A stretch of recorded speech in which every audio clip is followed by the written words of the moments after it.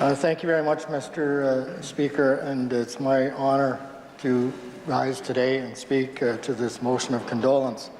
I unfortunately didn't know Mr. Byers, and I wish I would have.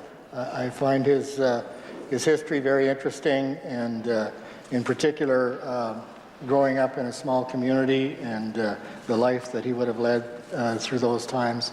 I'm particularly interested because he would have been a minister of the government during some very tumultuous times, both internationally and some of the things that were happening provincially. Internationally, if you recall, in those early years, it was the Vietnam War, and which created a lot of stress and tension in global politics, and I'm sure it would have had some impact on even the province of Saskatchewan at the time. But also, during his time was the creation of some of the early crowns. I'm thinking particularly of Sask Oil, Sask Minerals, and they later evolved into some other global industries, but it would have been very interesting to participate in those discussions back in that time.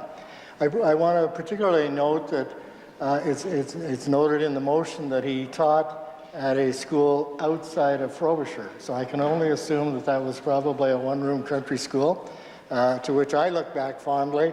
I'm one of the very few probably in this legislature that actually attended a one-room country school. So I can tell you that that would have been a very interesting experience to have chatted with him about as well.